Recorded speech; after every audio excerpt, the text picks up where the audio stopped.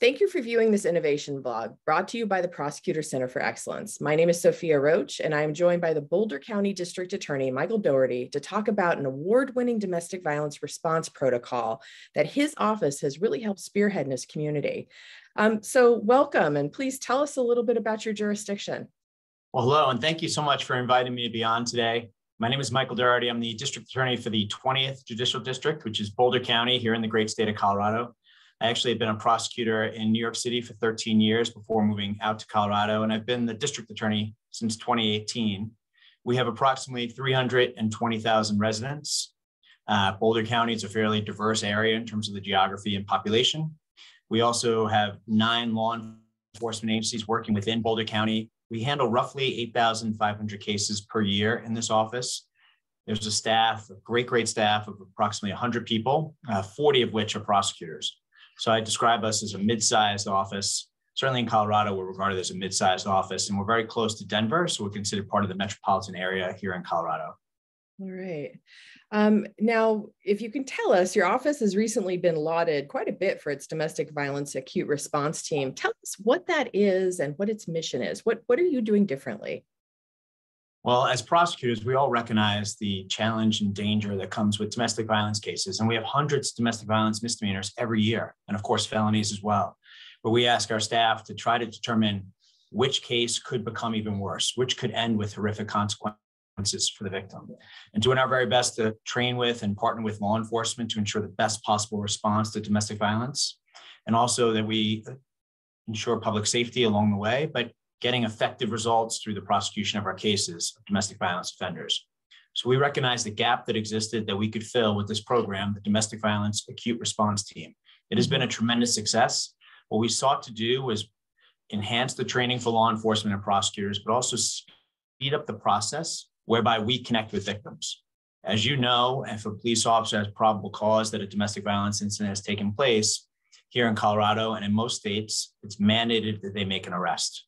That's usually happening in the heat of the moment. The police officer standing outside the house or in the living room, they're not having time to conduct a long, in-depth interview about background, prior bad acts, dynamics in the relationship, things that have been used to coerce and control the victim and other family members.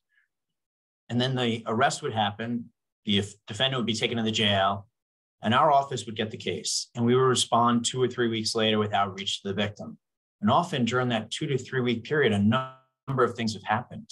First of all, the offender could have been released on bond by the judge. Right. The victim may have reconnected with the defendant.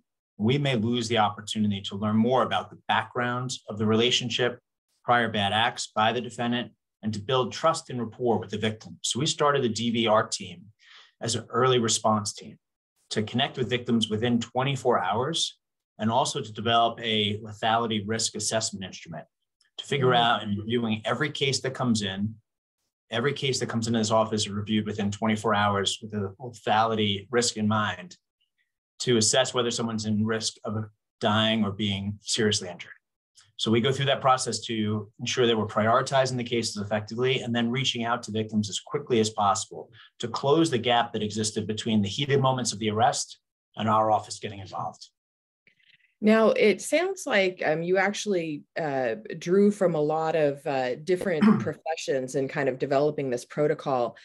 What types of partners did you have in the community in developing, for instance, your assessment tool or reaching victims and witnesses? That's a great question. And it's part of the success of this program is it's not just the district attorney program. It's really been a collaborative effort with our law enforcement partners. So first meeting with the police chiefs and the sheriff here in Boulder County to get full cooperation and collaboration around this program and making sure that we're all together on board with this.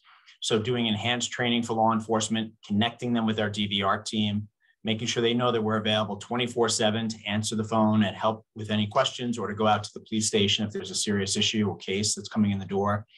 So working with law enforcement, also developing that lethality risk assessment instrument.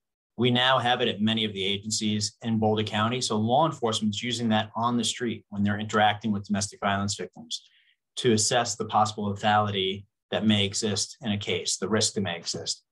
So that's been an important part of it. We also have 2 treatment providers for domestic violence victims here in Boulder County.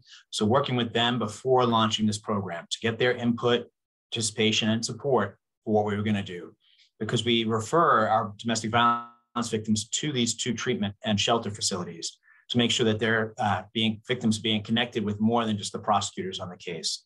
We have victim advocates, and they do a terrific job in our office, but also recognizing that the victims have needs that should be met and will be met by people outside of the DA's office. So it's law enforcement, the DA's office, and the treatment providers all working hand in hand to start the domestic violence acute response team. And that's why it's been so successful. And can you tell us a little bit about what you've seen in terms of the impact on prosecutions themselves? Sure. So we have a whole host of examples of specific cases that have gone much, much better than they would under the traditional older model that we had here in the office, because of the trust and rapport that we've built with victims right away, and also the ability to get more information. So more information about injuries, more information about prior bad acts. Building cooperation with those victims has made a significant and positive difference in the cases we prosecute and our ability to hold domestic violence offenders accountable. It has been a terrific success. We've met with, for example, in 16 months, we met with 1,300 victims through the DV-ART program. So those victims would have been met with eventually through the process. This is within the first 48 hours, they're being contacted. We have prosecutors going to houses to meet with them, going to coffee shops to meet with them, connecting with them very early on in the process to make sure that we're doing those things that I've talked about in terms of building trust and building a better case. So that's where it's been incredibly effective. Just the sheer number of cases we've been able to connect with victims on within 24 to 48 hours. And then also a number of case examples where learning about the prior bad acts or the injuries has allowed us to do a more effective job of prosecuting the case and holding the offender accountable. You know, it's interesting. I would think it would also improve morale among domestic violence prosecutors, because it's often a difficult job as a prosecutor because there is a high recantation rate. This seems like it's kind of a win-win for everybody. Yes, definitely. You're absolutely right. In fact, the senior deputy DA who came up with this idea, Ann Kelly, and she deserves all the credit for it. She came in my office and said, I think we could do better for domestic violence victims. And thus, the idea of the domestic violence acute response team was born. And for Ann and her colleagues, it had such a positive impact for them. Instead of continuing to see the challenges that we face in domestic violence prosecutions, being able to do something about it. And then this innovative program has been so successful that we've been sharing it with other district attorneys' offices around the state of Colorado. So having Ann Kelly and our other prosecutors and the investigator on the team be ambassadors for this program to others has certainly, as you say, helped morale, but I also just think it's helped make the system better overall. Right. How have victims responded to the approach?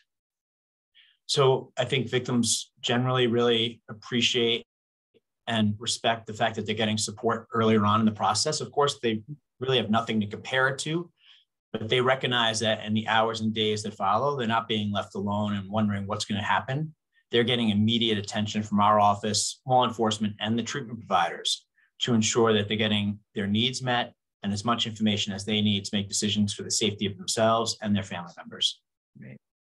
So any parting words, advice you've got for other prosecutors who are looking to implement similar programs, perhaps in smaller or larger jurisdictions? Sure. I would say any jurisdiction can adopt this kind of program. And what it really has helped with is the training for law enforcement and the communication between law enforcement and our office. It's never been better in terms of domestic violence cases coming to the attention of law enforcement and them reaching out with questions. So one thing that's really improved for us is the ability to determine who the primary aggressor is. As prosecutors, we've all seen too many cases where the police arrest both of the parties involved in a domestic violence incident, and then we end up dismissing one of the cases later on because we determined the particular person was the primary aggressor.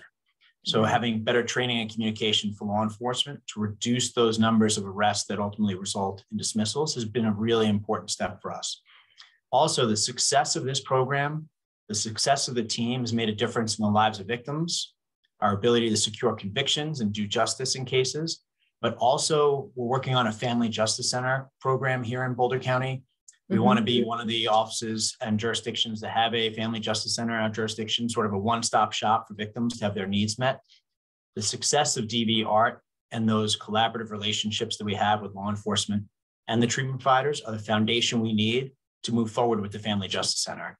So I'm really excited because I think not only has it helped us in the prosecution of cases, but it's helping us with what we have law enforcement seeing and doing on the street and our support of them, and our ability to further improve services and support for domestic violence victims and survivors. Wow. Well, thank you for sharing this innovation with us, and thank you to our viewers. If you'd like to share an innovation with PCE, please contact us directly. That's contact PCE@pceinc.org.